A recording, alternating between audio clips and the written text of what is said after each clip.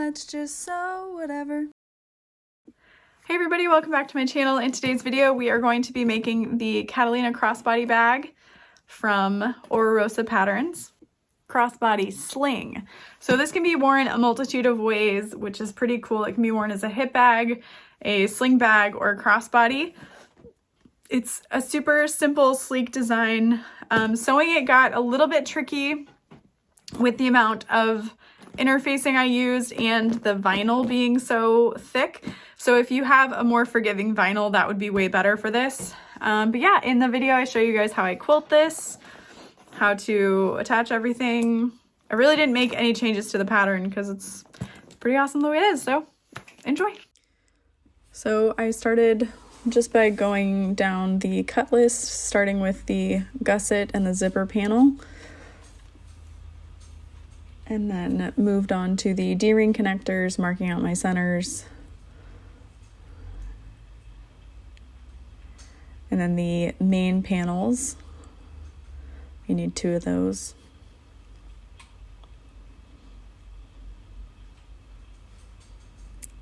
And then the back slip pocket and the Decaville heavy for both exterior main panels.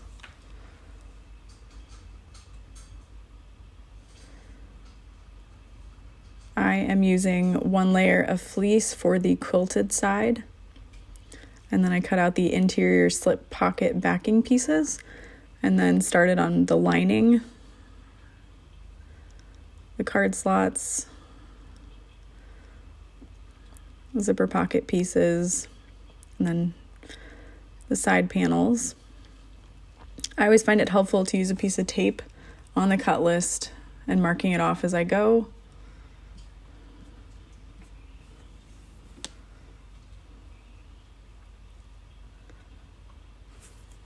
And then Decaville, no, 809 for the card slots. And then the Decaville scraps to stabilize the D-rings.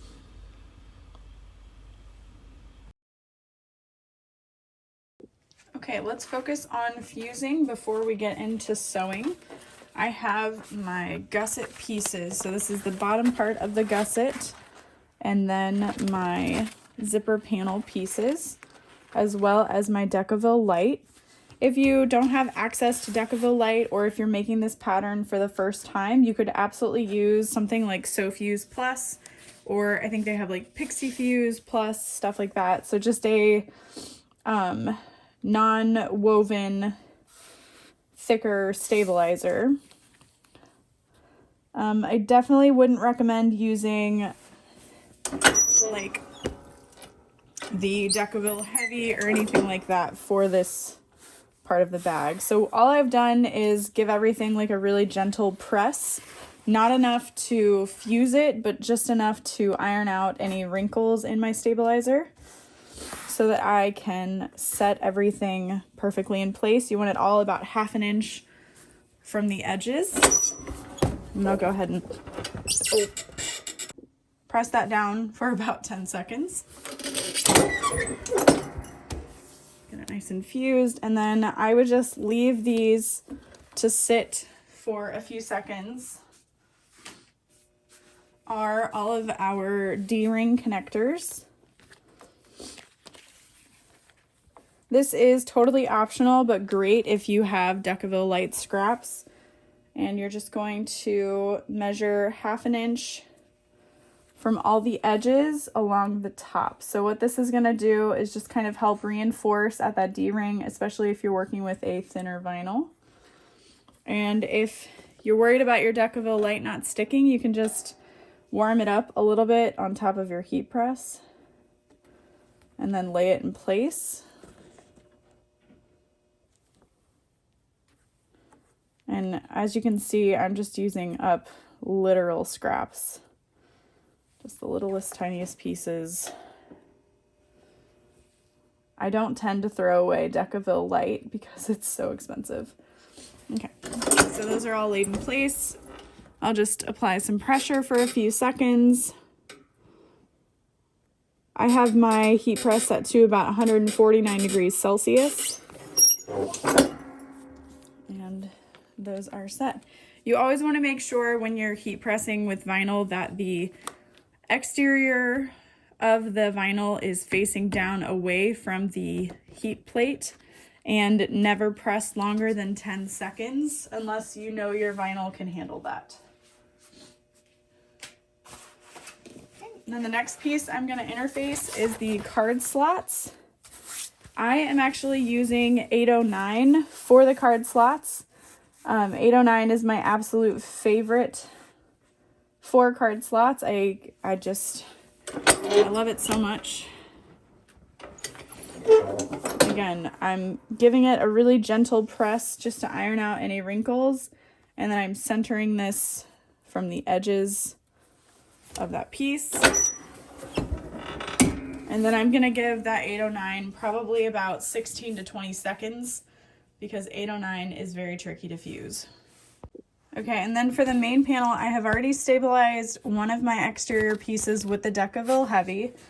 And since I'm going to be doing some quilting on this piece, we want to fuse our fleece. I almost said Decaville fleece. That's not what this is. You want to fuse your fleece, or maybe even foam if you're into that, first. So I'm going to lay this down. Fleece does need a little bit of water to adhere properly. So what I have is a spray bottle that I use to help me attach that. So I just use a little bit of the water and I'll press that down for about 10 seconds. And if it isn't fused, I'll go ahead and do another 10 seconds.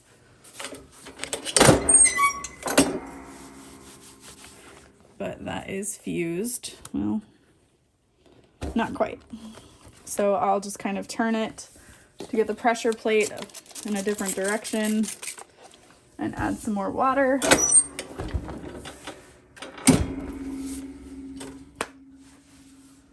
Whew. 10 more seconds.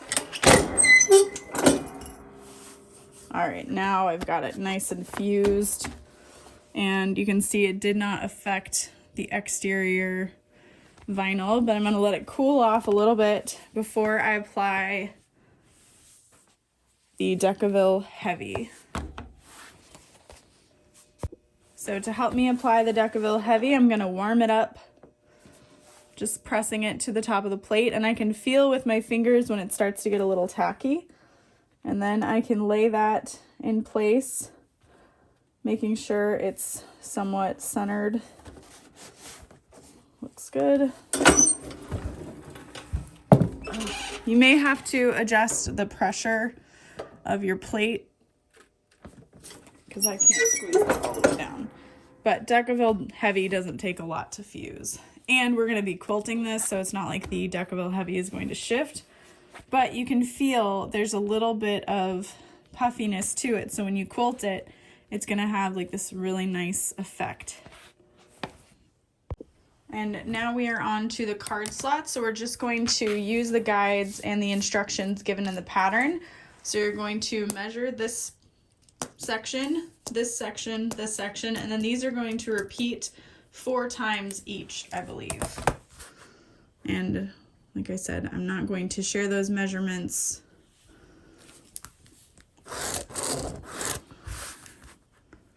And I'll try to go fast enough so you don't know what they are.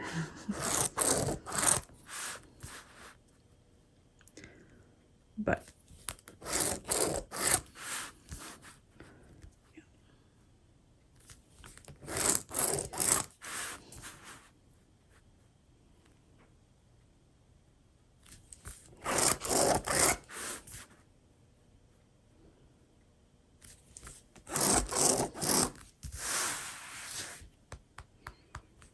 and then you might have just this little bit extra that we'll trim off. Okay, and then we're going to start by folding on that line. Hopefully, yeah, great. And then you just kind of flip after that.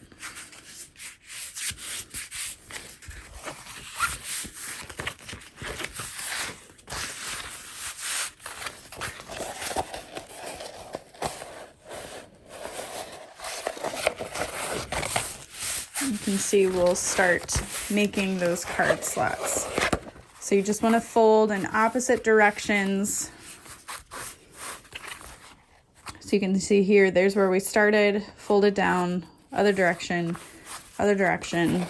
And if you need to, something you can do to help you, if your creases aren't perfect, is get your ruler there, make sure that you're under that line, and fold this down. And then just shift your ruler out of the way, make sure those slots are nice and even, and then press. And we're just gonna keep repeating. This one underneath is a lot easier to see. We can lay that down, grab our ruler, place it over top. Make sure that we've got room for that line to come down. And press.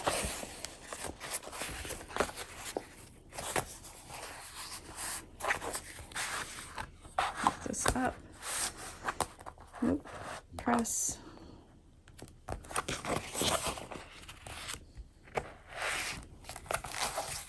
Look at that. Beautiful. Now I am using water resistant canvas, which is way thinner than waterproof canvas. And to be honest, I probably did not need to add the 809 because it has added a bit of thickness. But what's awesome about her pattern is that she's taken into account that this can be sewn on a domestic. So there's no interfacing within those seams to make anything too bulky. I am about to start marking out my quilting line. So I've gone ahead and measured the centers. So it's 3.5 and 5.5 are your center lines. And I was actually thinking I wanted to have some fun and kind of applique, more like quilt out. I don't know, maybe like drips. Well, I don't know. I was thinking of doing like a poison apple, but then also doing the quilting lines, just not intersecting the poison apple. But now I'm thinking like just like little drippies could be kind of cool. And then I don't even need the quilt lines. This is an awesome pattern for if you have an embroidery machine, you could do applique. If you have like a scan and cut or Cameo or Cricut, you could cut something out to then applique over top of this. And I'm just not sure. There's so many opportunities. Like I could even cut out red glitter vinyl, eyes and nose to like make it look like an apple, but then I would feel like I need to overlay on top of that. So I think I'm just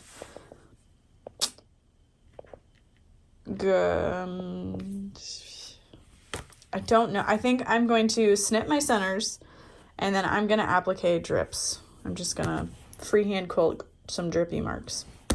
That's what I'm going to do.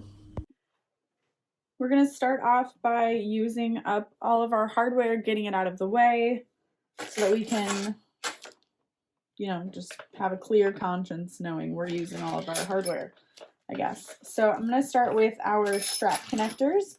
We have 3 of those pieces total.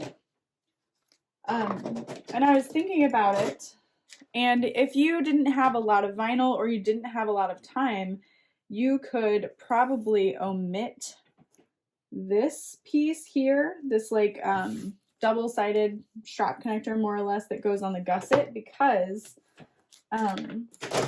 you know, it's mostly for looks. So if you didn't have a lot of time, you could just kind of pop it in at the gusset where the zipper panel meets the bottom part of the gusset. Okay, great. I am making my crossbody strap 1 inch wide because I'm using this vinyl. I don't currently have any 3/4 inch wide mouth slide adjusters. We are working to get those though. So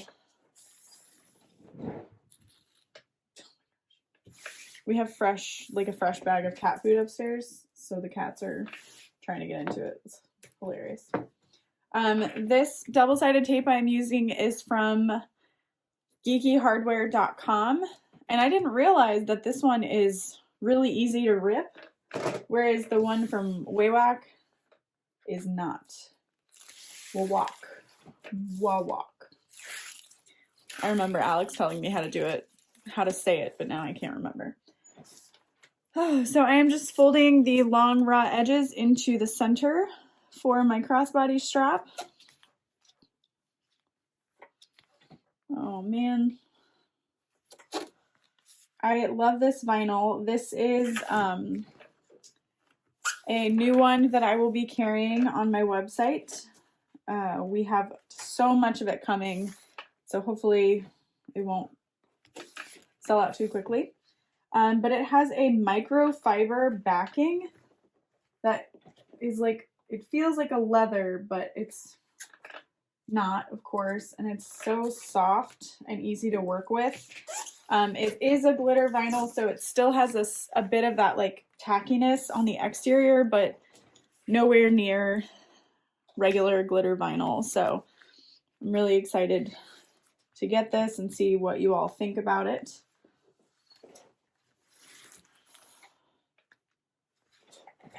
And I haven't had any issues with creasing when a bag is turned like some glitter vinyls can tend to do.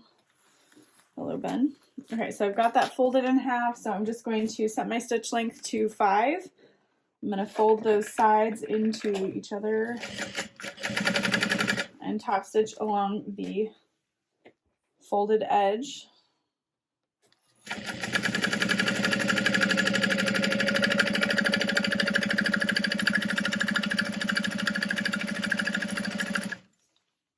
Get out of the way.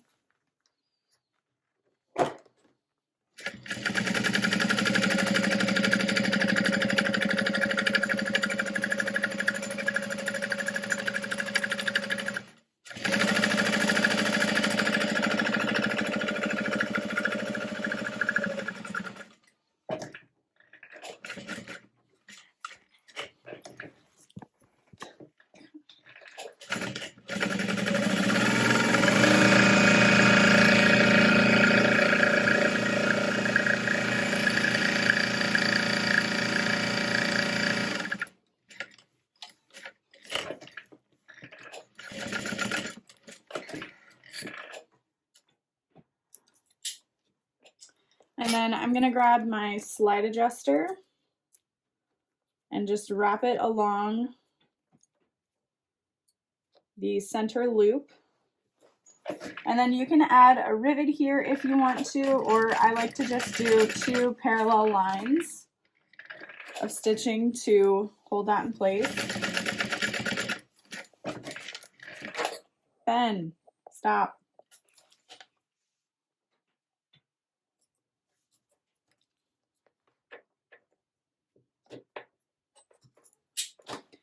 And then I'm going to grab one of my snap hooks. Get your spot going.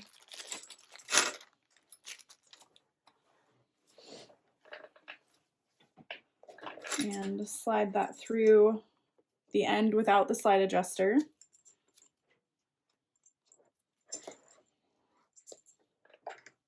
And then go over top the center bar and then back over to the other end to create your loop. And then with the free end, we will attach the other side of our snap hook. And again, for this, you can do a row of stitching or you can just do a rivet. I'm gonna do a box stitch without the X's in the center, and then I'm gonna add a rivet. And I'm using a scrap piece of fabric to protect my vinyl from getting any scratches from my sewing machine foot.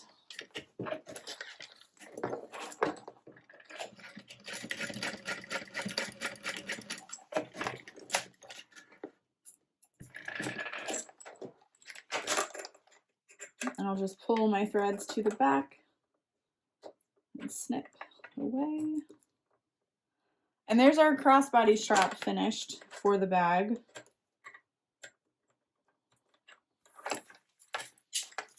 I'll go ahead and add a rivet really quick. Lately, where I can, I've really been enjoying the Tandy hole punch to add my holes. And then I'll just use my rivet set die. Press. And then I always like to put the post on the bottom or the back side, and then I'll add the cap. So the post will go on the bottom of your die setter, and then the cap on top. I feel like it's a little less room for error. And now for the rest of the pieces, we're going to fold the long raw edges into the center.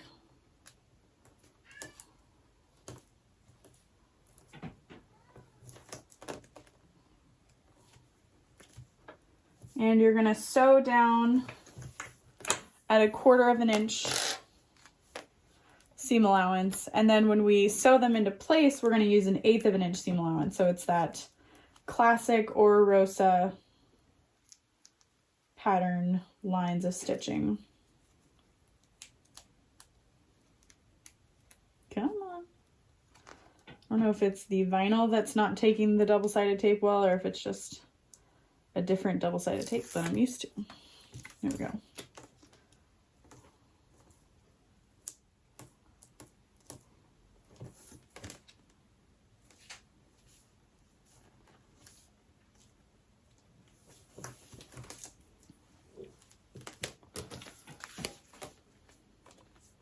I'm so excited for the double-sided strap connector on the gusset.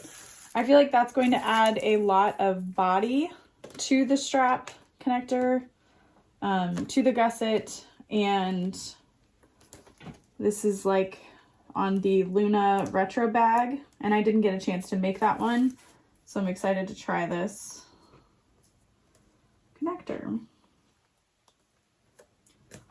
And if you're using like an all solid color vinyl, I feel like these kind of overlays, etc., really help give the bag a lot to look at while still being super simple.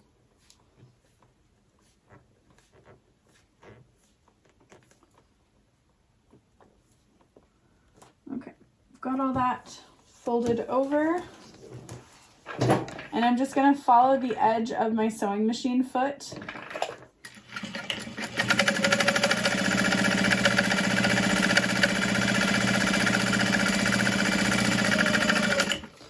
And I am using a black thread, so I want to make sure I'm being very careful about how straight my lines are.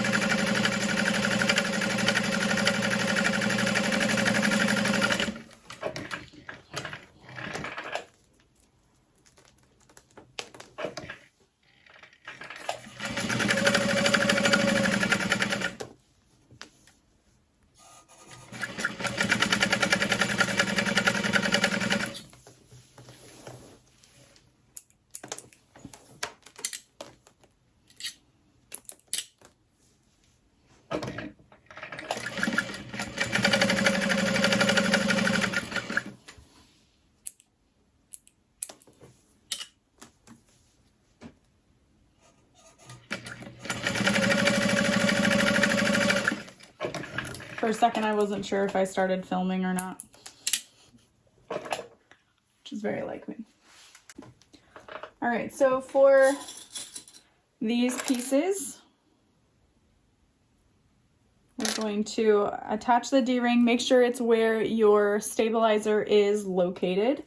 And I believe we want to fold it down about 1.25 inches.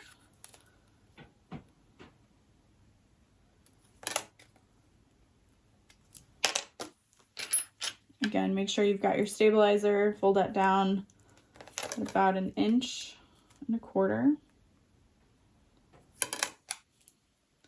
And then just really quick, I'm gonna make sure that they're the same height.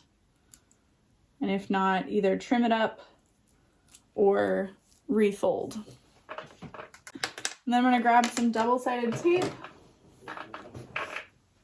to stick that into place later. I'm so used to having to cut my double-sided tape. Keep reaching for my scissors.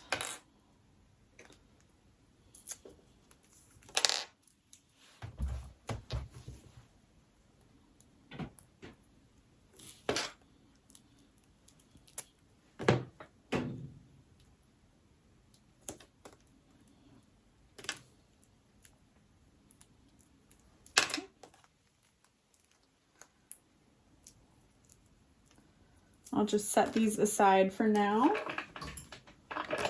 along with this piece here.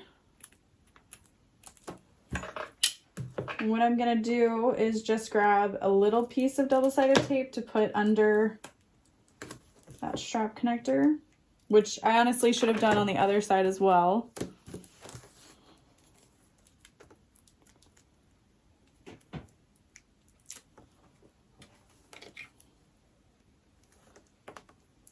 Fold that under. Again, with that 1.25 inches.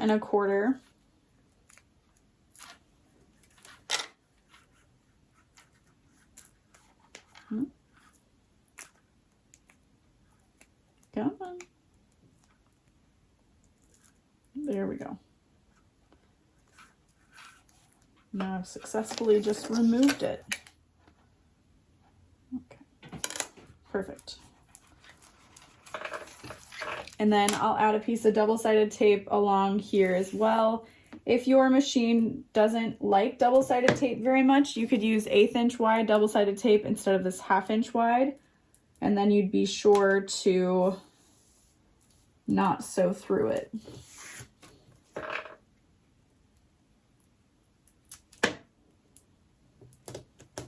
Okay. Again, I'm going to set that aside. Okay, so I still want to add some kind of that quilting, but I also want to do the drip. So what I'm thinking is I'll just kind of freehand a drip situation, stitch that out, and then whatever is underneath it, I will add those quilted lines. So I'll just kind of see how it goes.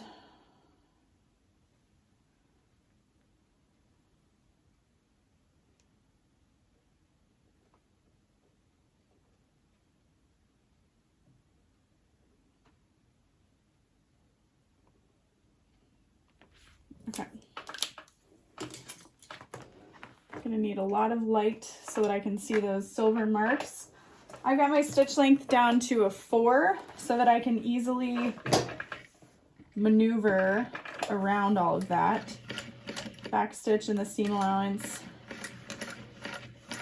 And I'm just kind of using it as a guide, more or less. I'm not gonna follow it fully.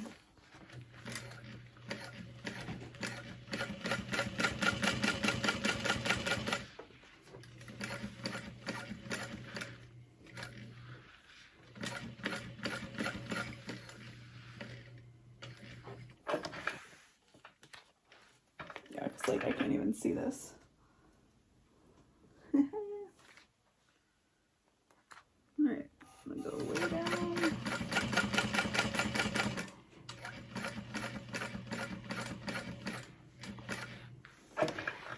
And what's fun about this is like it doesn't need to be perfect.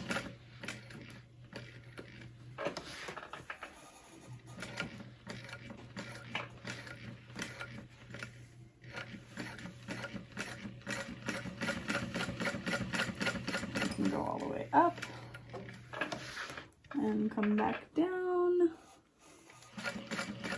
slowly.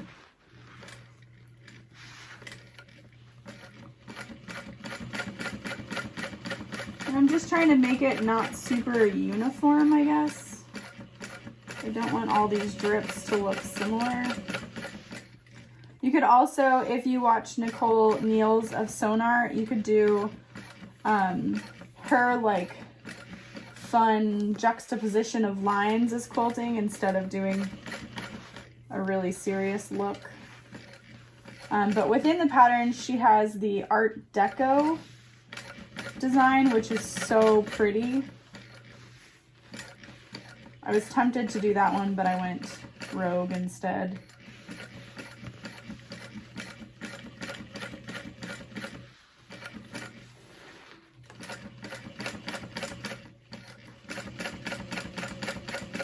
Okay.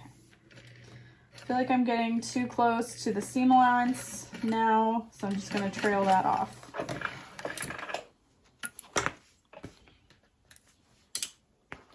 Honestly, I'm pretty happy with the way that looks. I think it's really fun. And I could even go like either way with it.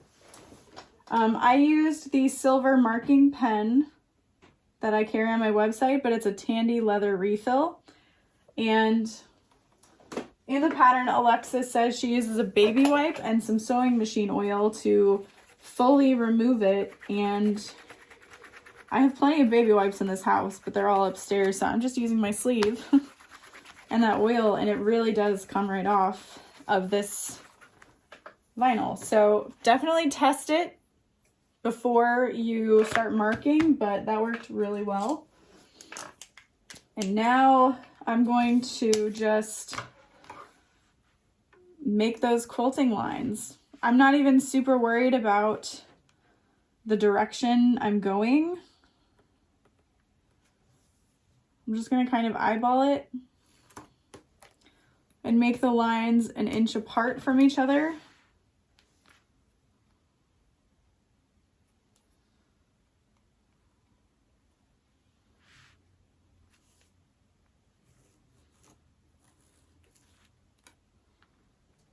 And what I will probably do is make all of the one direction lines, quilt that, and then I'll go through and mark the others.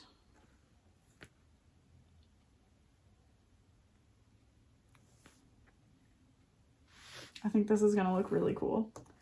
I'm excited. I'm not sure if I'm selling this one or if I want to take it with me on a trip somewhere. We'll see.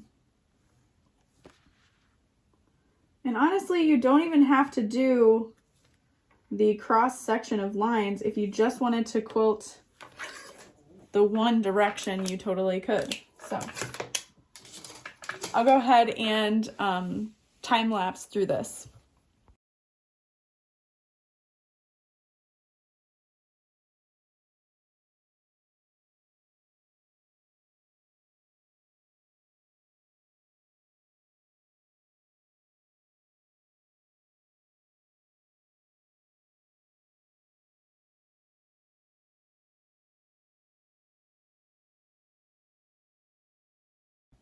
All right, that took a really long time and probably isn't the coolest looking thing in the world. My lines aren't incredibly straight, but they're not terrible.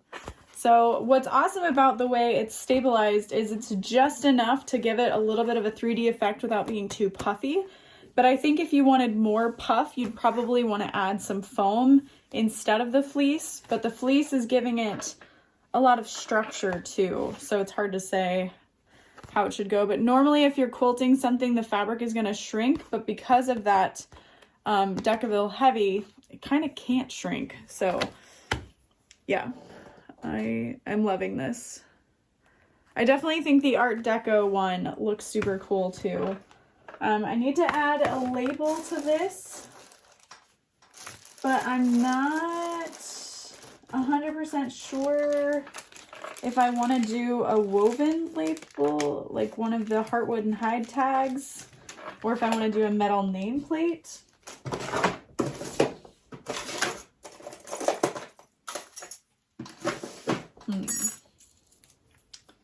And if I add a metal nameplate, like where would be cool? On one of the Oro Rosa, hers is perfect because it's just a circle, so you can put a circle anywhere, but with my nameplate being such a rectangle, I don't know if I want to go off center or if I want it to be centered. I think I'll center it along the bottom. I've already got a center line marked. I might use a Sharpie to mark where it goes. My eyes are like so hurting from trying to figure out all those lines. Yeah, I'll go ahead and do this. This will look really cool. Of course this Sharpie is dried out. Blah. And honestly, you could probably make your marks on the back side of the fabric as well. You just want to make sure that your bobbin thread is the same as your top thread, etc. And that there's no tension issues. Oh, that feels cool. Okay. It's probably a little close to the bottom of the bag, but it is within that Peltex, so I know we're okay. Haha, look how almost perfectly centered this strip was. Go me. All right, let's get started on the back panel. So we have our strap connectors.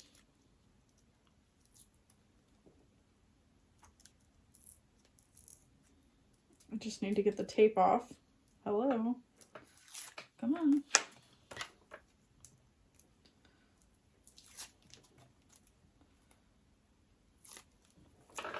So the pattern says we're going to want to have 2 different rulers. So I'll go ahead and line up a 1-inch ruler along the bottom. And then we're going to come in from the side edge.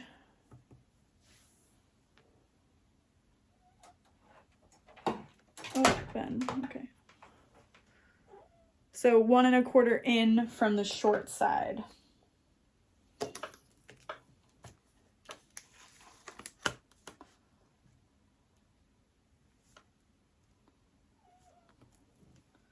And then we'll just line that up.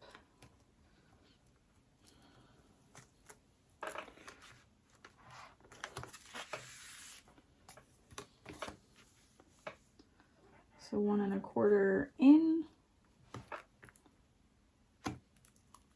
Oh. Taped my ruler to it.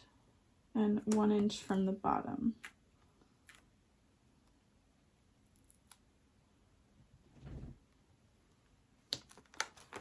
Okay.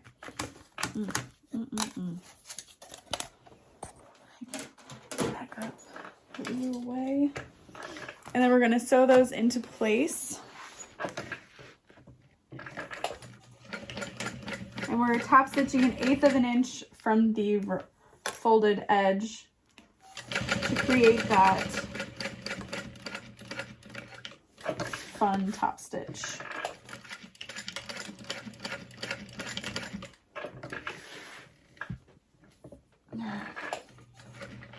And then it says we can add a rivet here.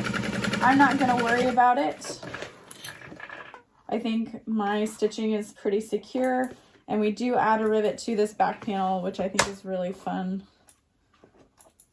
as well. So repeat that. Hi, Ben. Hi, kitty baby. Sorry, you gotta get down.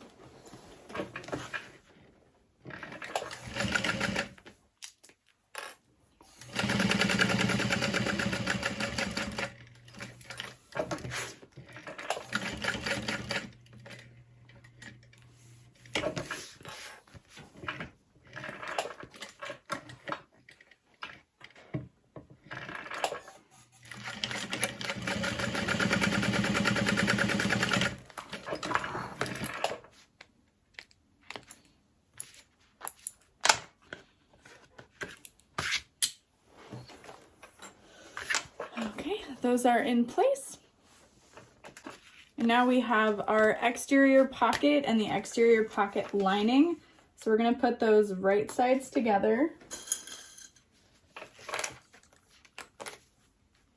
And sew together at about a 3/8 of an inch seam allowance. I'm going to put my stitch length at about 4.5.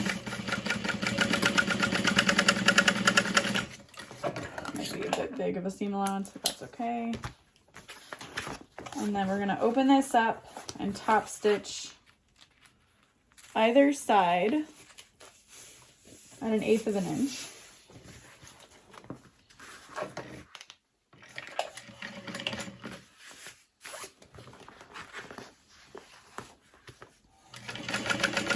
So we're opening up that seam, which is going to reduce the bulk.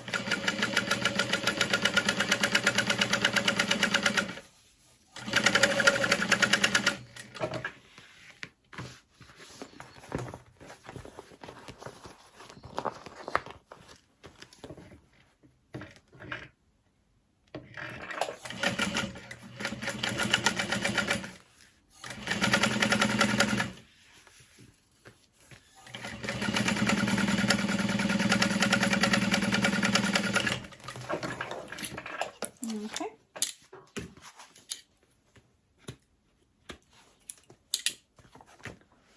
And then what we're going to do is fold wrong sides together and leave 5/8 of an inch of the exterior. 1, 2, 3, 4.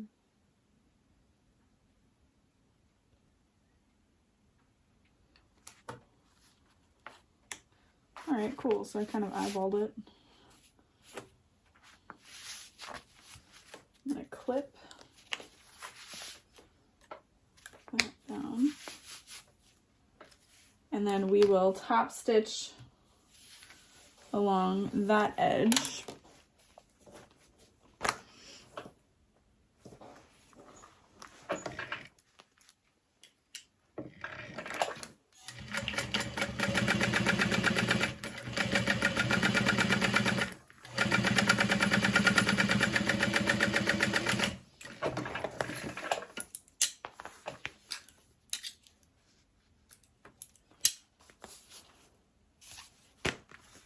And then we'll flip right sides together and sew along the bottom edge.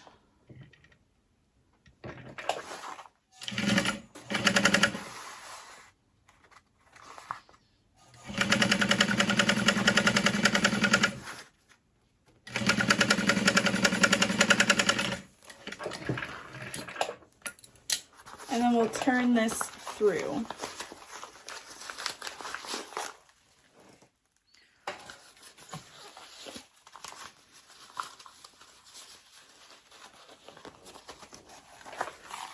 This vinyl is so nice to turn. I can't even stand it.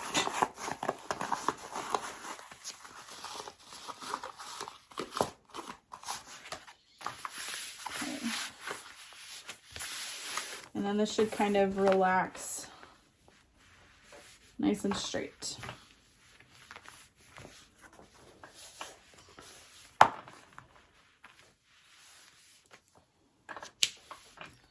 Just gonna clip the sides down. My lining got a little wonky because it's an uninterfaced thinner fabric on my industrial. Doesn't usually like that. That's okay. We're gonna make it work.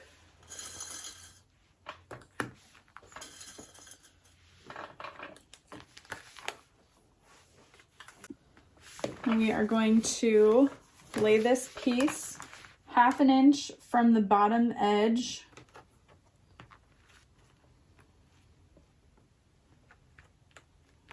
Laying that in place. Clipping those sides together. So you should just barely see your D-rings. So mine might be a little bit long. They should be a little more tucked under there. Maybe I'll lift up the pocket panel just a tiny bit. Sew along the bottom edge.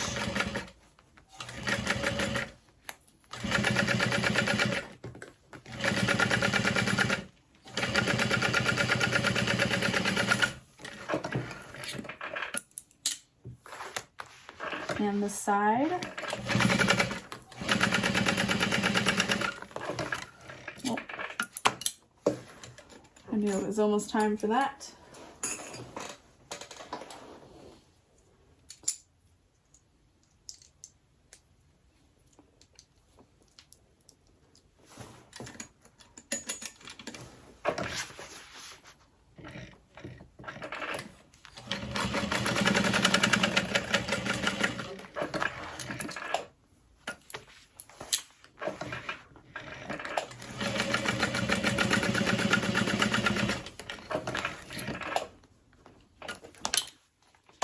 And then you will just trim off that little excess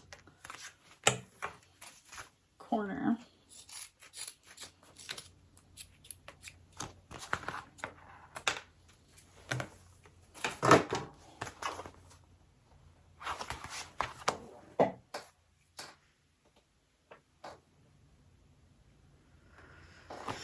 And then we're going to install and set a rivet just inside each connector, approximately a 1/4 inch from the top edge. So I guess really honestly, we could just kind of mark this out wherever seems comfortable.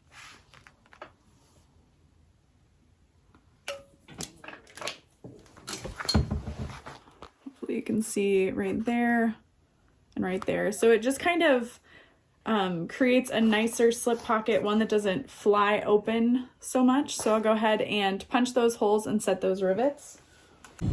Now we're going to move on to the lower gusset panel.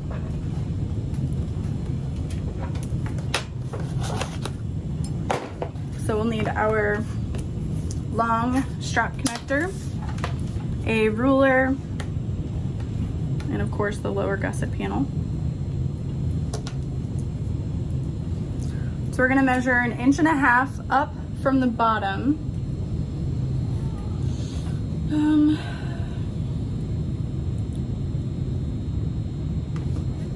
There should be approximately a 1-inch space at each end.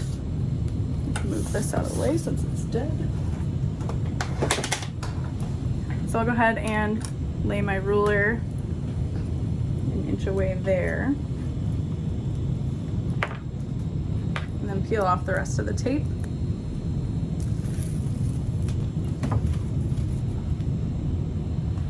Whoop.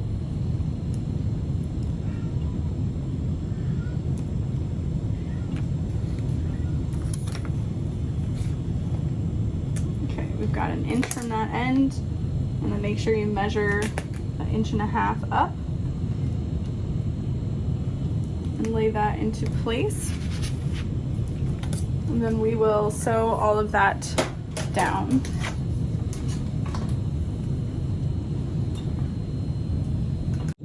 Okay, so in the pattern, she mentions to kind of start in the center.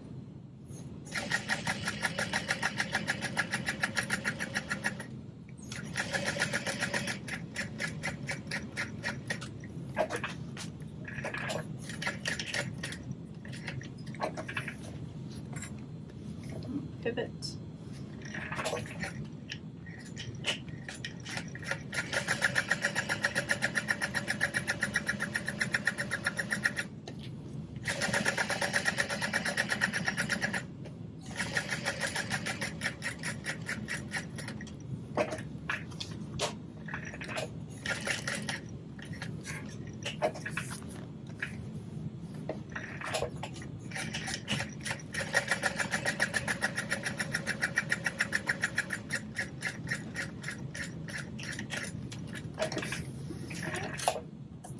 And then we will pull our threads through to the back side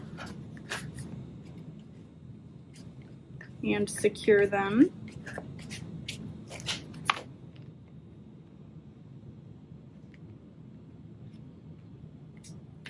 Okay. So there is that attached. And now we're going to work on our zipper panel. It's not over there. My basket of things is right here. Okay. And we want a double-ended zipper.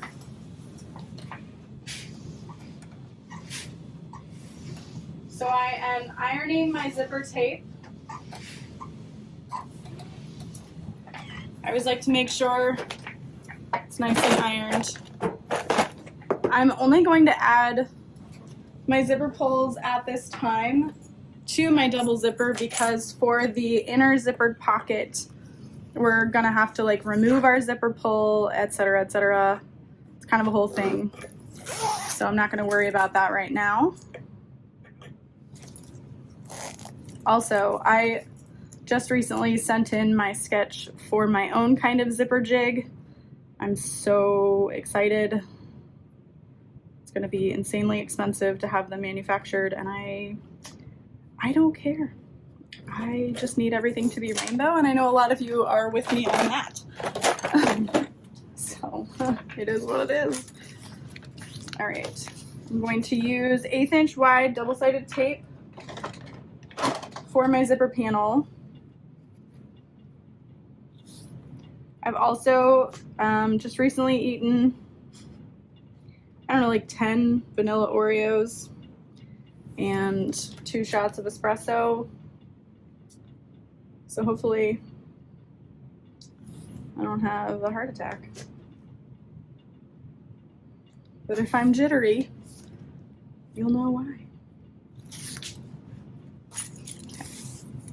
So I always like to cut my zipper tape longer than needed so that my zipper pulls are off to the side and I don't need to worry about accidentally one falling off, etc. So that's totally up to you, of course.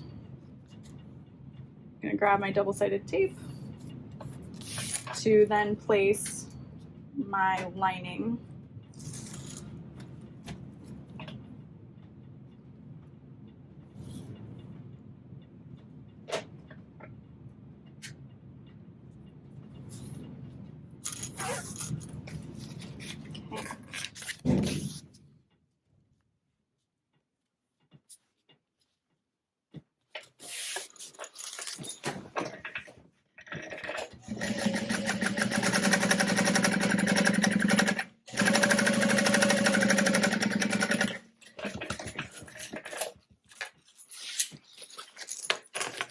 We'll open that up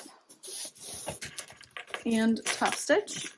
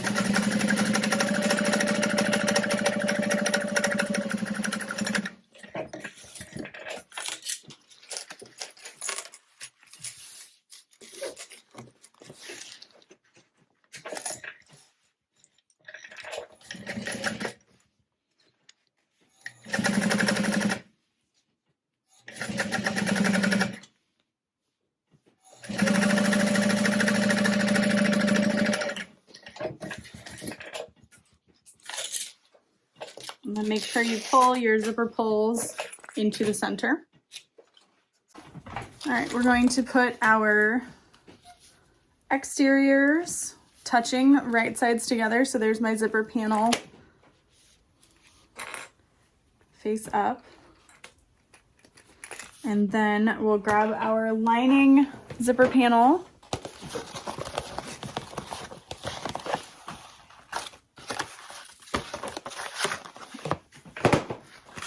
And gusset lining panel together. Press. Now, like I mentioned earlier, if you had a time crunch or limited fabric available, instead of this piece, you could attach your D-ring into this section here, and it would use a lot less vinyl, but also not be quite as fancy. So there's that. Make sure your D-ring is out of the way.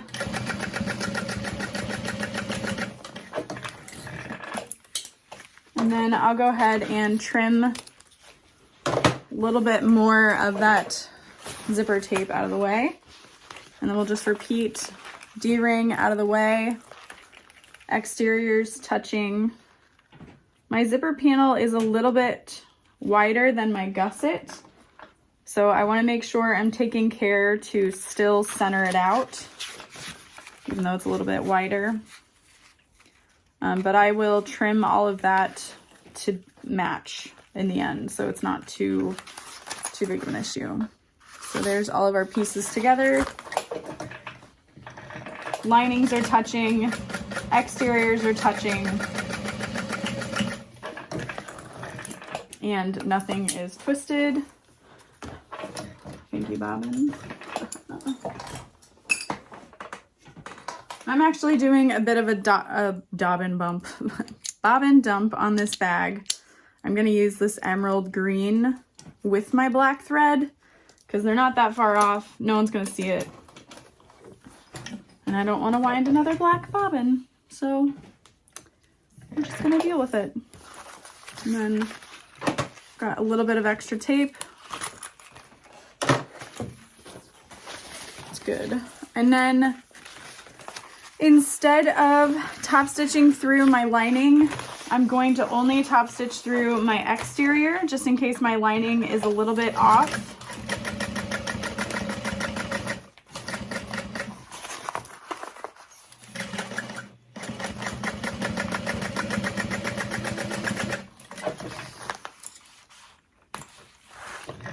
They all get basted together in a little bit anyway, so it's not too big of a deal.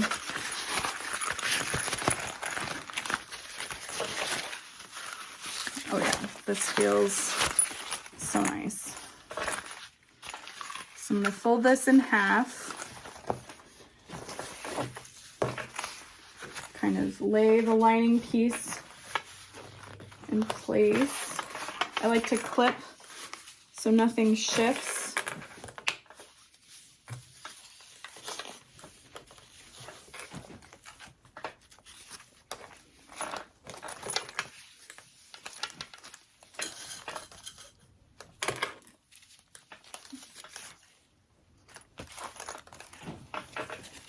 Like that, and then I'm just going to baste all of those edges together.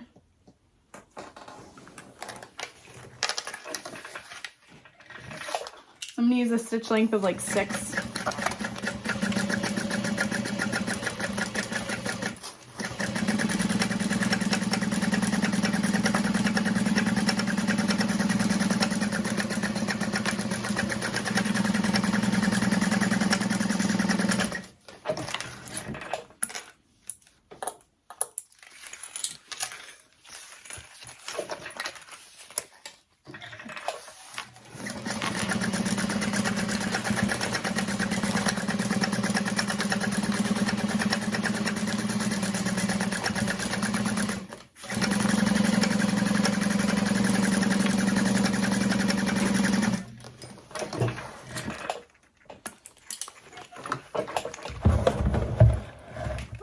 Worked well.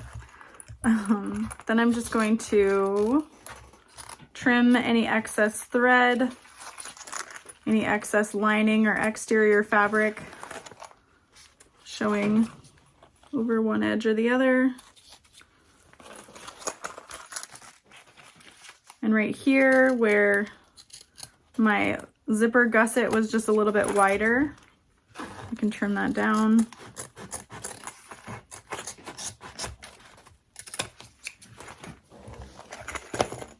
And you really want to make sure that you're getting all of your excess threads trimmed down so they don't peek through when we start to add the binding.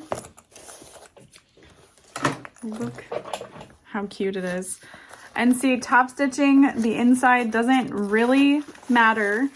This one got folded up just a teensy tiny bit, but like I said, it doesn't matter because you're basting those sides. So what I'm gonna do really quick is fold this in half, lining up the seam at the gusset.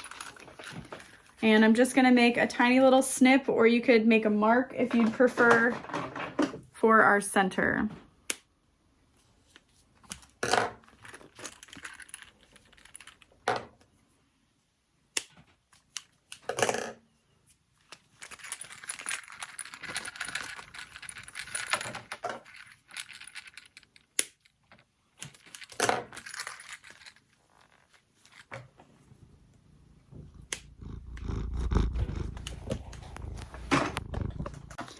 We're going to get started on the lining now.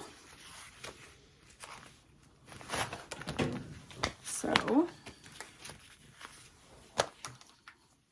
you're going to need one piece of the vinyl exterior, your two side pieces, which look like Nintendo Switch controllers to me. It kind of makes me giggle.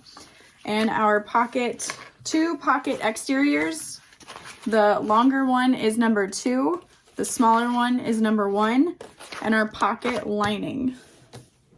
So we're going to separate our zipper slider, pull from the zipper tape, lay the zipper pocket lining right side up and vertically on your workspace. Position one side of the zipper tape right side up with the raw edge of the zippered pocket lining, and we're going to base that in place. So I'm just going to go ahead and use 1/8 inch wide double-sided tape for this, because why not?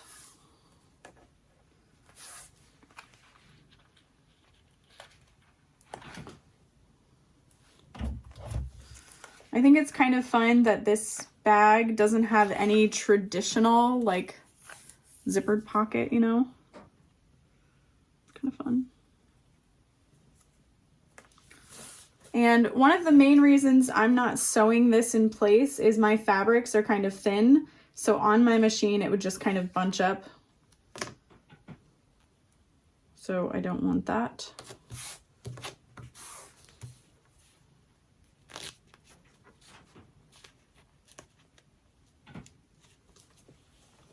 All right, and then we're going to take exterior zippered pocket number 1, which is the shorter. We're going to clip that here.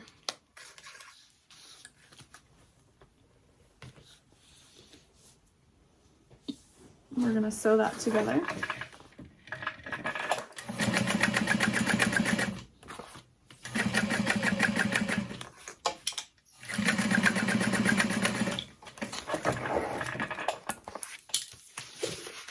Fold this open and top stitch.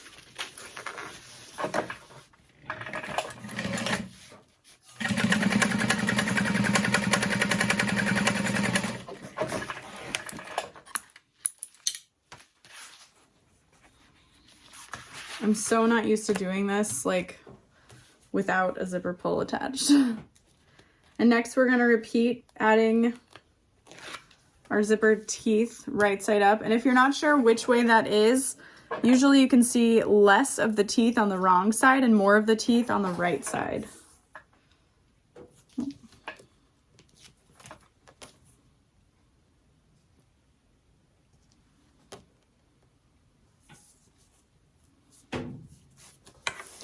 And then we'll take, okay.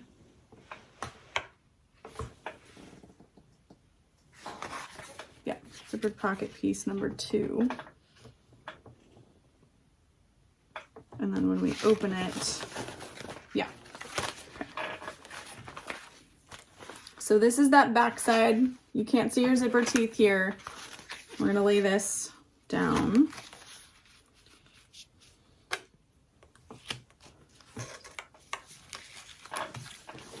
And I feel like with the zipper tape being longer, I probably didn't need to separate the zipper, but it's not a big deal.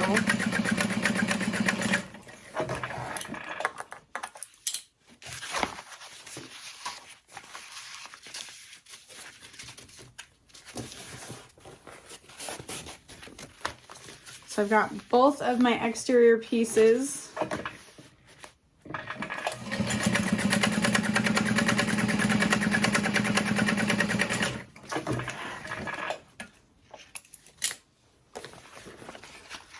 And then what we'll do is attach our zipper pull to close the zipper, and then we're going to attach the zipper pull again.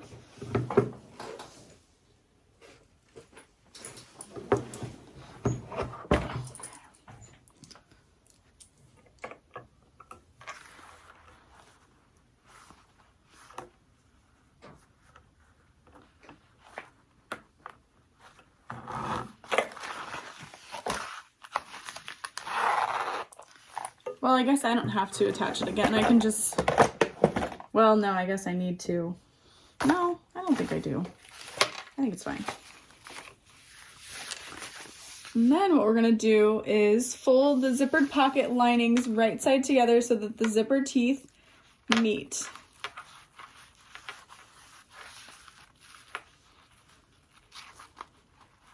And then we're gonna fold this so that the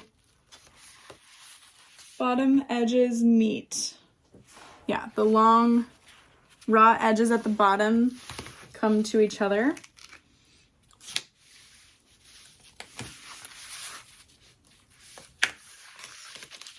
Clip that down,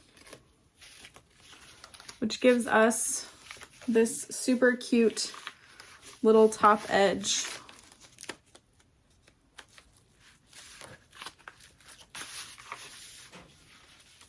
Hopefully you can see that. My zipper pull is going the wrong direction. And not to say that there is necessarily a right or wrong, but usually your zipper pull goes to the left. But my zipper teeth are so straight that I'm not going to redo it. I'm just going to be really honest with myself. So I'm going to top stitch across that top portion. I'm going to bring my zipper pull in and continue basting.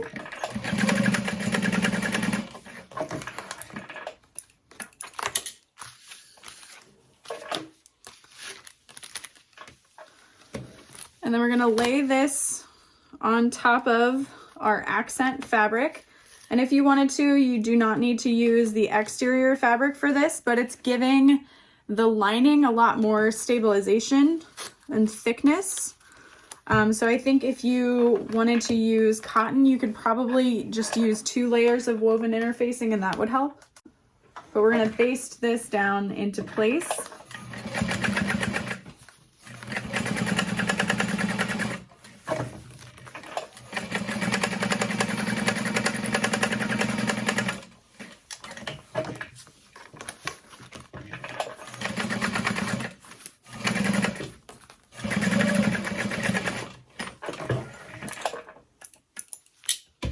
And then I'm going to trim off all of the excess.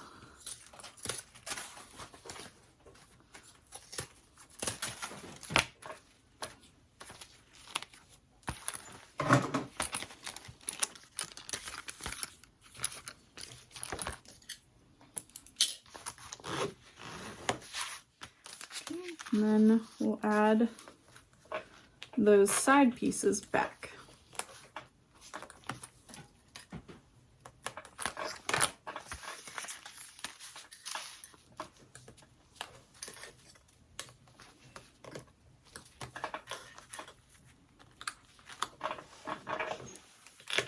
And then here she shows you can add a little sew-in label. So I'm going to use this Made for the Fairest of them all label. In there. And then a 3/8 inch seam allowance.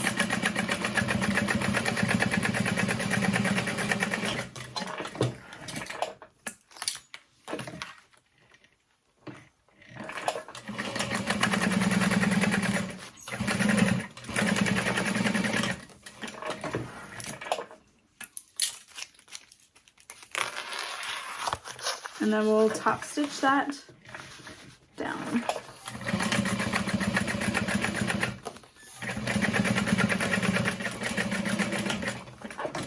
I just love the way this is constructed so much.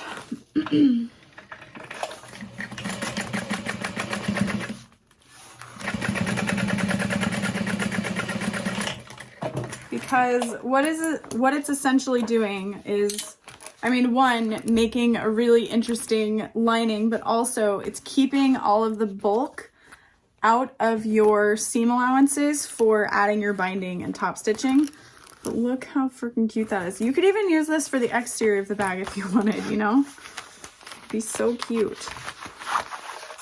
But the way that zipper pocket comes together, you don't have all of that excess fabric within your seam allowances down here as well. So super cool. If you wanted to, you could make both of your lining pieces this way and not have the card slots. If you're like, those are too hard for me, etc., you could essentially just omit them, but they aren't hard, I promise. So in the beginning of the video, I showed you how to fold them, and now we're gonna top stitch them. So I'm gonna start at the top.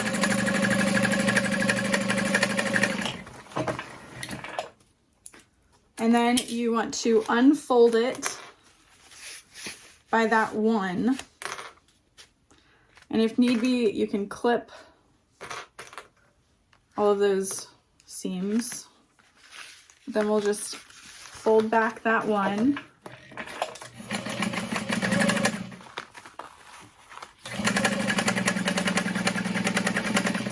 And honestly, so long as you have some kind of stabilizer on those slots, top stitching them isn't going to make or break the look of it. Or I should say the functionality. You might not like the way it looks, but it would be fine.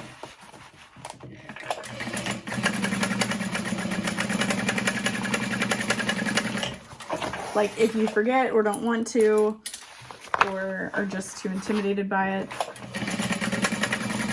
you don't have the time, it would be fine. Okay. And then we will refold all of that, making sure they are lined up nicely.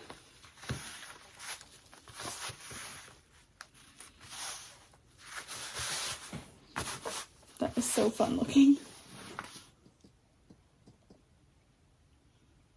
Okay, and then we're gonna measure 4 1/4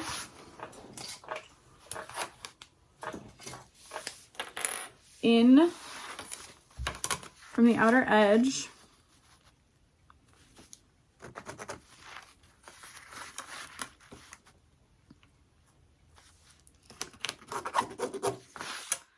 And top stitch all of those down.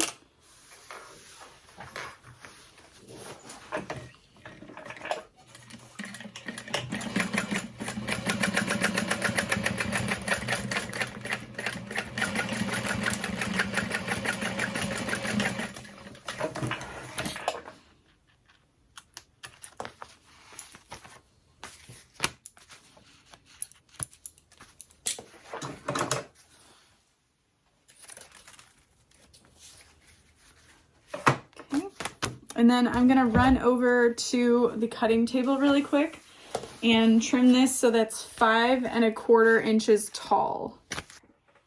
And that it's a total of 8 inches wide, 4 inches from each edge. Well, 4 inches from the center stitch line. All right, I'm gonna lay this over the center panel fabric and base that down, and then we'll add our side panels.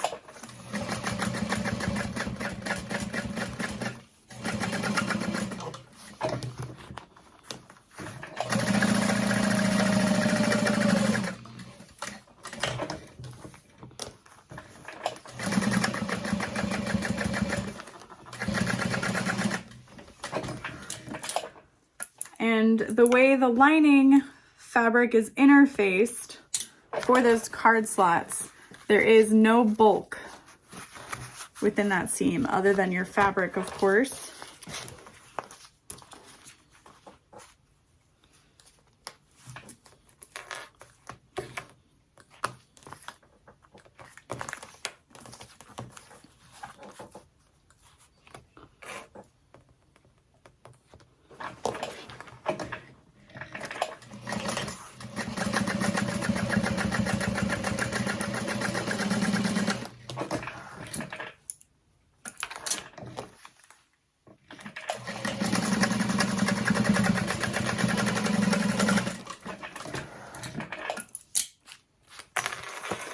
And then we will top stitch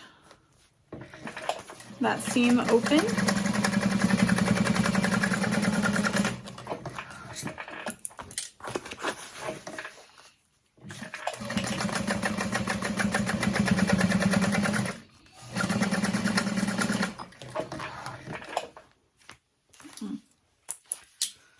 And now we have a slip pocket and card slots. Incredible. Freaking incredible. Okay, let's see. I thought I had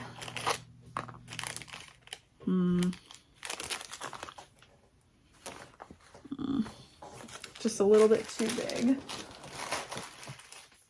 Yeah, I have this really fun reddish pink cork tag from Heartwood and Hide that I think I'm going to sew on the inside of the bag. Does it need it? No, of course not, but I have them and I want to use them. They're so cool. So fold that in half.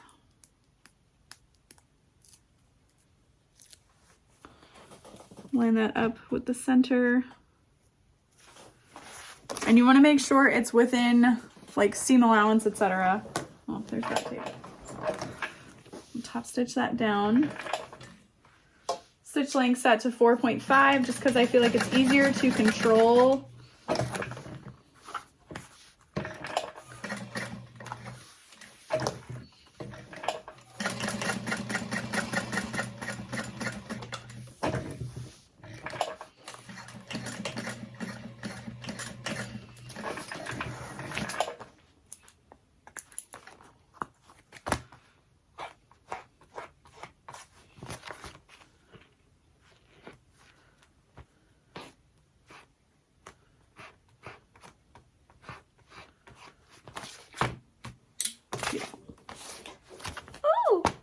So excited. All right, we are getting close to the end. Now it's time to decide which side gets what. Do you want the card slots on the front lining piece or your slip, you know, you decide. So I'm just gonna go with this. I love the way this vinyl has like that microfiber backing because it's just sticking to itself right now. It's kind of cool. Not cool that it sticks to the machine a tiny bit, but it is what it is. I'm gonna zip my zipper pull into the center. And then any size discrepancy with your exterior and your lining, you're just gonna trim off. That's what's great about binding. So my lining is just a tiny bit too big. That's okay. Just make sure you center it nicely and it shall be fine. Also, make sure that you take care that your pockets and your front panels are lined up in the correct orientation, because that could be really bad. So here's the bottom, top. Okay, that one's good. Slip pocket. Oh my gosh. Good catch. I never finished riveting. I ordered a new couch and it got delivered in the middle of this, and that's what happened. Okay, let me add that really quick. Okay, basting around the outside edge, 1/8 of an inch, just right over where we've already basted.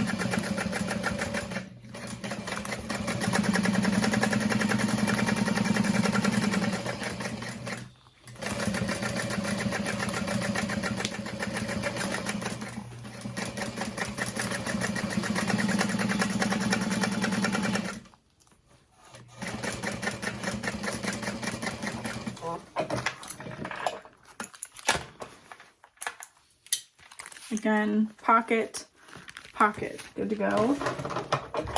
Trim off any excess.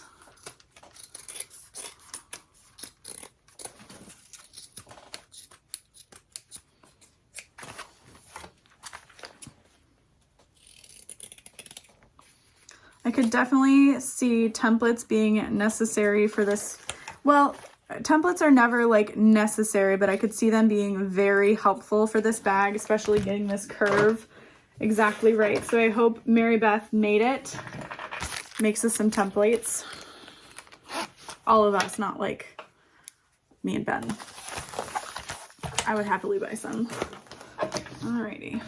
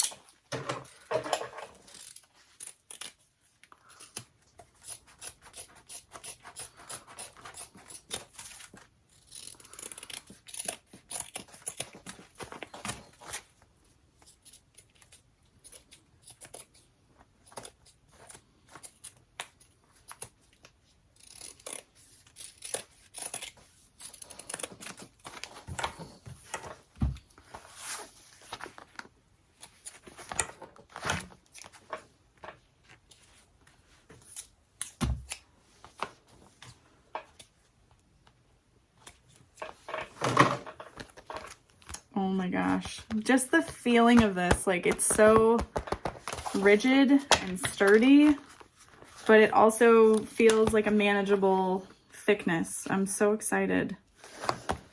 All right, let's get started on attaching our gusset. So there is no front or back because the zipper panel is evenly distributed. So I just want to start by finding my centers, which I know I snipped, but did I trim any of it down? I don't know. There's my bottom center, so I'll start there.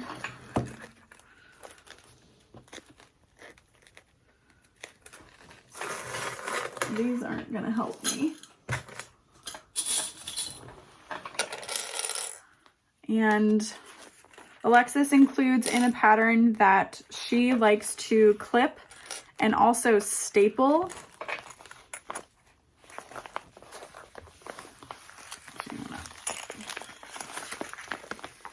Okay, turning this in the right direction. There we go.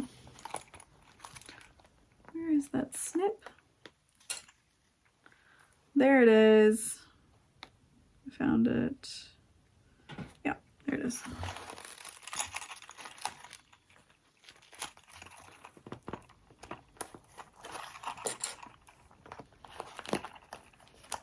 Get out of here.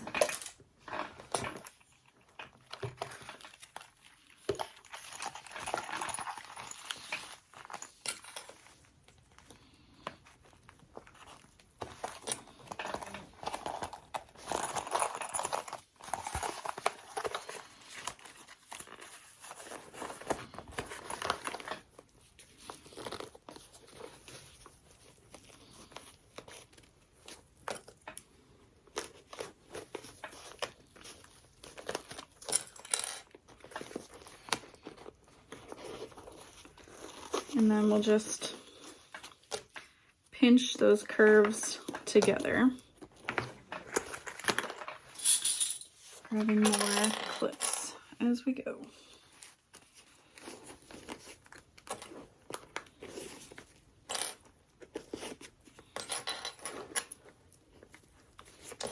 What a perfect fit. I'm so scared to continue on. Like everything looks so good. I'm so scared. So make sure that the top of the bag has the zipper panel, of course. And we don't need to worry about unzipping it just yet, but I will change the camera angle while I'm sewing this all together so you can see a little bit better what I'm doing at the machine. Okay. I think I'll sew it flat side down because this way I think would be a little bit harder. I'll probably add the binding that way though. So I'm not going to staple. It's such a small seam allowance that we can't really trim the staples out, so we have to remove them. And have all of that patience right now, or that time, if we're being completely honest. I have to go pick Dorothy up soon. So we're just gonna do our best.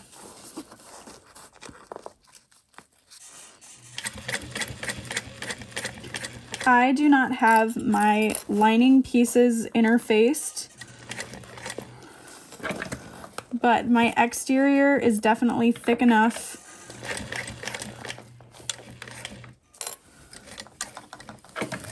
that Decaville light is within, or is cut out of the seam allowances, which is great.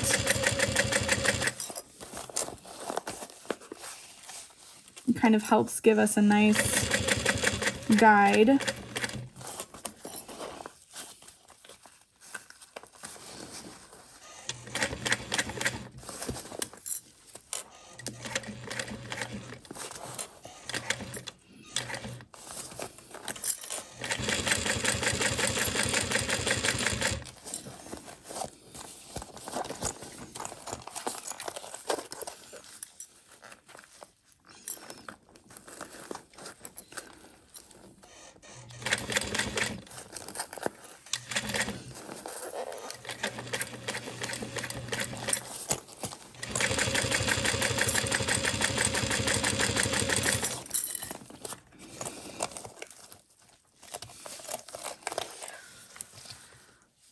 If I can explain, I am using my hand to push down on the gusset and press out into the curve as best as, I think that's the best way I can describe it. So I'm making up for the fact that I don't have those staples. If I were using a less sticky vinyl, I probably would have needed staples. But the glitter vinyl just kind of has this stick to it, which sometimes helps us, sometimes hurts us.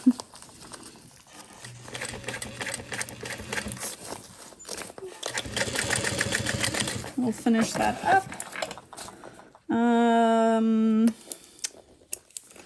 I want to wait to add all of the binding at once, so I'll go ahead and wait, but I am gonna trim down. I've got a little bit of excess exterior here, so I'm gonna trim that down.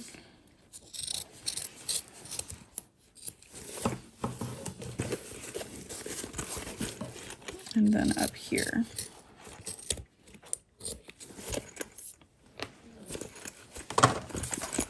So there's what it's looking like so far. I think my curve might be slightly distorted, my ovalish shape, because I just trimmed some off. But it is what it is, and it will still look great. Okay, I'm finding my centers, making sure that the top is aligned with the top. Because this bag is a nice oval, it can get really easy to mess that up. So make sure you're taking a moment to make sure pocket facing up, exterior facing up, etc.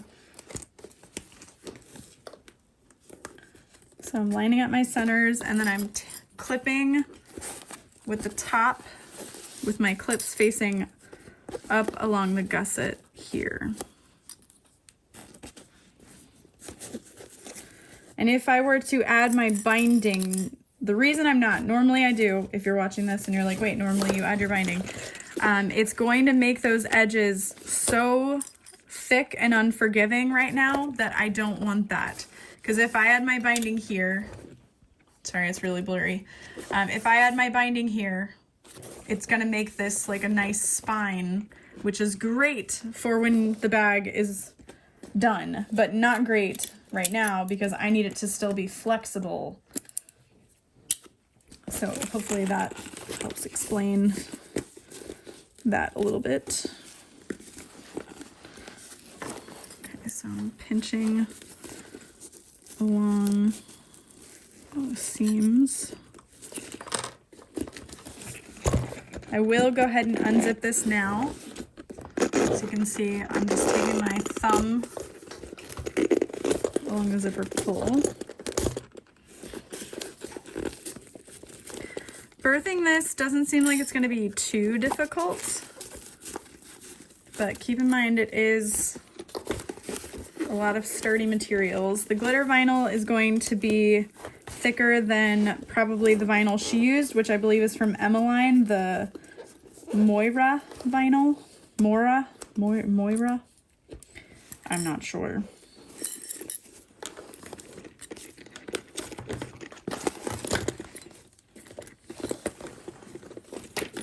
I knew there was somewhere I was forgetting. So, no, I was gonna say this side it might be easier to sew this way, but that's going to make each side look a little different from the other. Oh my goodness, I can't. The size of this is similar to the Polaris by So Sweetness, but this is a little bit bigger, a little bit wider, I think, but still that like classic oval bag. So yeah, there isn't a lot of give to this. So let's just get started and shove what I can out of the way.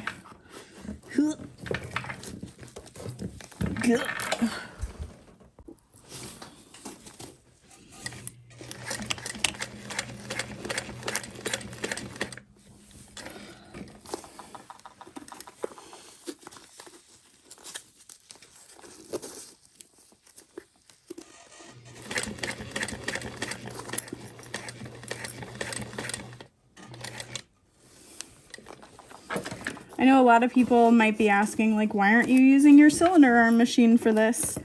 And to that I say, when you have a little bit of time to do something, because you don't have a lot of time in general, would you rather do something new if you have very little mental energy? Or would you like to stick with something you know? So that's where I'm at. When I finally get to sew, it's not a lot of time. So I like to stick with what I know. Although I will say I have been enjoying it for like top stitching small bag openings. Like I just made another Karvi mini backpack from Bagstock, and the materials I used were pretty thick along the top edge, so I was like, well, I'll just use my cylinder arm, and it was great. All right, so again, I'm like pushing that curve out, and then I'll come along and sew through all those layers.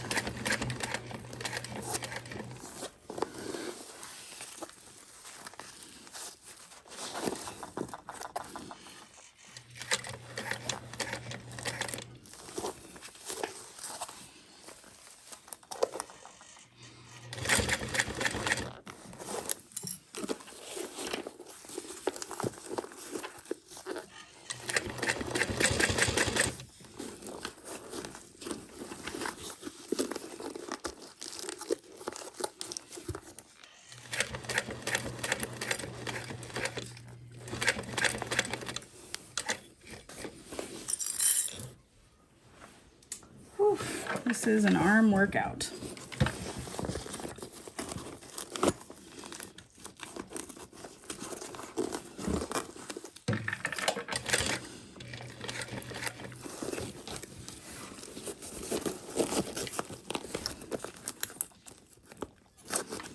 Okay, my D-ring connectors were a little bit long. I think I didn't quite fold them in enough, so my D-rings are like right there on this top edge. Yeah, I got a little messed up. Hold, please. Okay.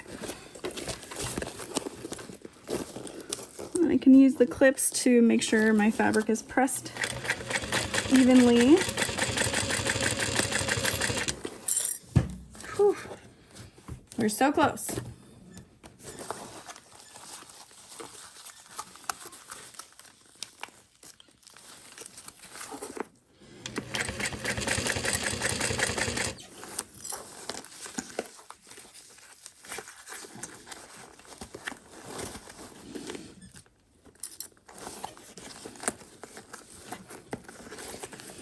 leaving my needle in the fabric, I'm gonna pull on my D-ring to lift it up. There we go, and out of the way. And then I'll fold that back together. Okay, there we go.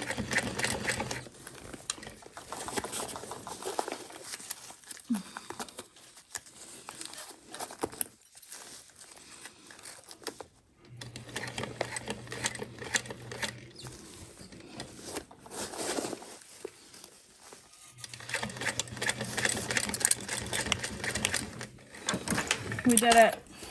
We did it.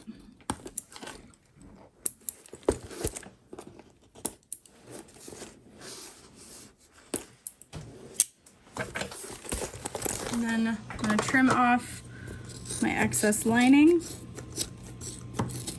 No, exterior. Sorry.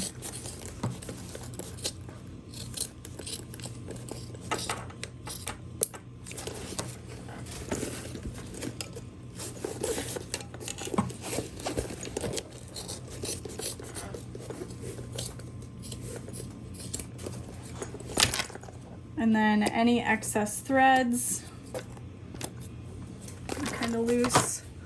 But other than that, we can attach our binding. So I've got my 2 pieces. I am using waterproof canvas.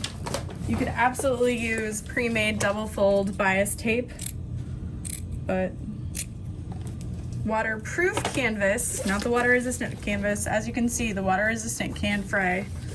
But waterproof likely won't. So Lynn's Handmade taught me about waterproof canvas binding. And I'm just gonna fold that over the edge.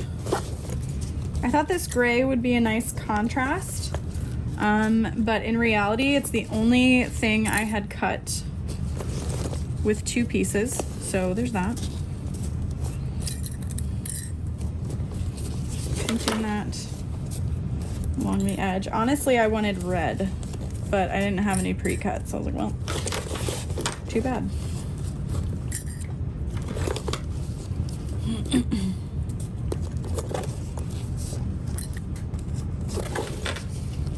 So we're just gonna pinch that into place.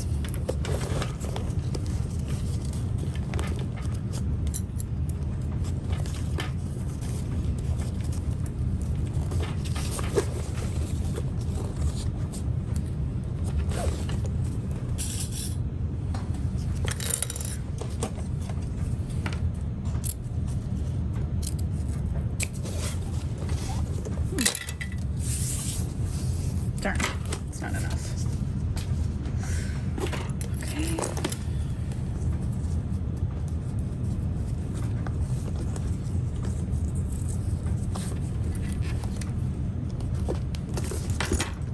All right, and I will show you sewing on one side, and then I'm just gonna fast forward through the other side. Make sure that your bobbin is ready to go.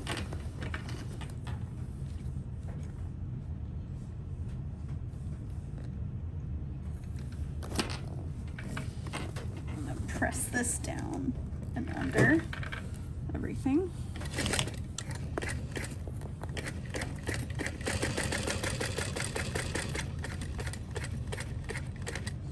And then I'm smushing the bag and kind of forcing it through the curves. So my presser finger here, I'm loosening up on the clip, but keeping it there to help me hold the binding in place. Kind of helps me guide it.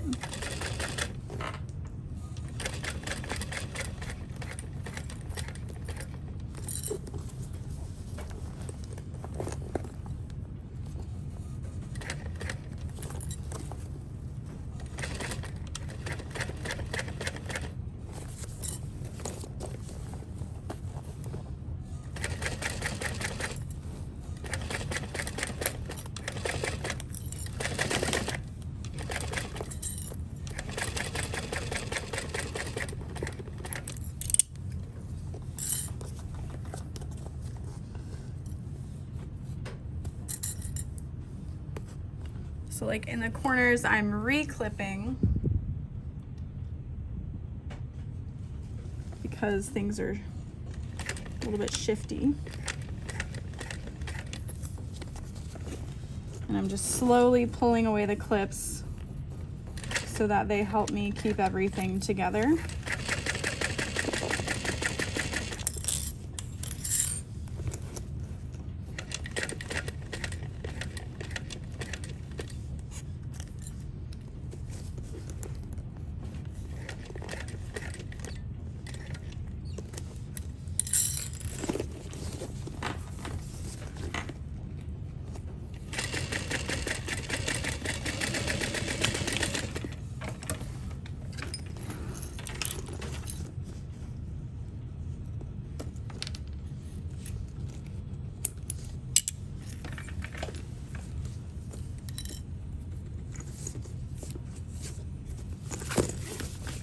Whoa. Okay, so there is the binding attached. It's not incredible, but any excess you can trim away if you'd like, nice and carefully anyway. I feel like this right here is a good representation of how close I am to losing my shit, so that's great. But yeah, let's fast forward through the other side.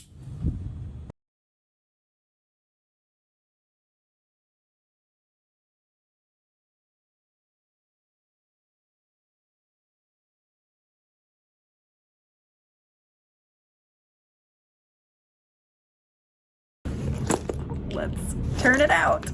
Let's turn it out. Was that a dance? The cha-cha slide. All right, here is the inside. Ooh. I absolutely love the way the lining of this came together. It's not a ton of pieces, but like the finished result is amazing. Look at how perfect those card slots fit. Oh my goodness. That's really nice. Does Oro Rosa have a wallet pattern? I don't think so, but she would kill at it. Okay, I just did a little making sure that those don't fray. Okay, I've just been like messaging a bunch of people on Facebook. My mom, Nicole, Alexis. Anyway, so let's go ahead and turn this. I'm going to start with the bottom of the bag, and I'm just going to push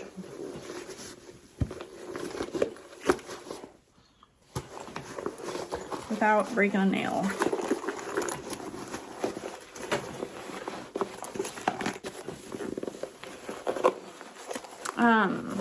So yeah, instead of the Decaville Light, you can absolutely use the SoFuse Plus. If you're using a thicker vinyl, I don't even know if you really need the Decaville Heavy on those main panels. But what's nice about Decaville Heavy is it isn't so unforgiving as far as turning. But like, this is kind of a lot.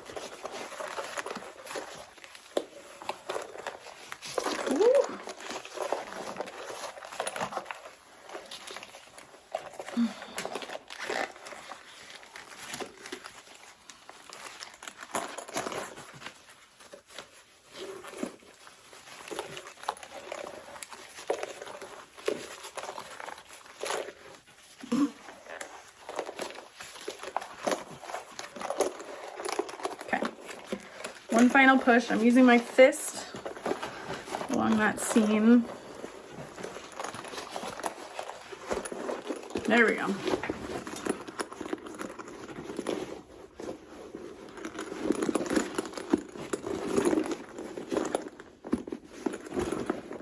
Oh.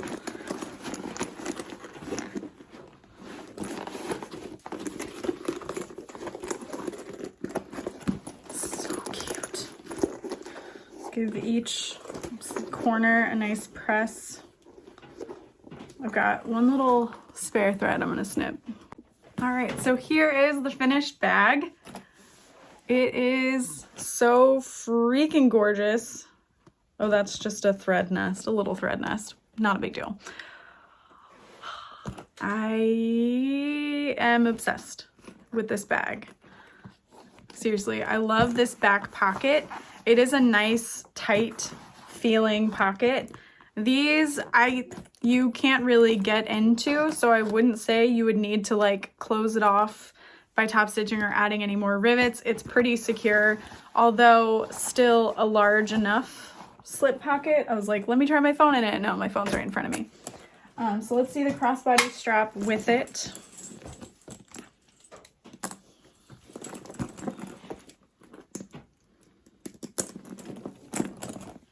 Oh yeah, that's very nice. So, I mean, you can wear it across your chest, kind of, or across your back. And then these back connectors here are for wearing it as a fanny pack, more or less.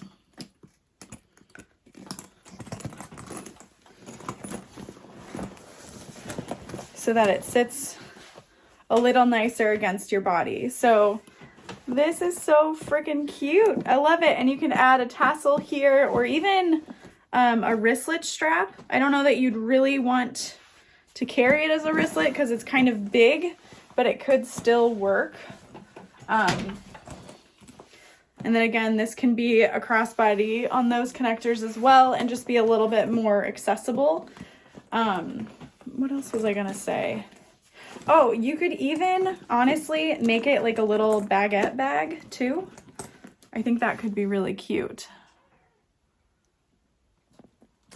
So yeah, that is it for the Catalina crossbody. I hope you enjoyed this video. Let me know if you're gonna be making this bag. I will absolutely be picking up templates for this bag and making a whole bunch. I think the size is lovely. I think the fact that the panels are super simple, you can have so much fun with the quilting, etc. Or you could even add 2 of the slip pockets to the back. You could omit the back. You can do whatever you want. The pattern pieces are great. So if you're not already subscribed, I would love it if you would. Be sure to click the like. I don't know. We're supposed to say that, aren't we? There's no like written rule, but I think we're supposed to say it. And also have a great day. Okay, bye.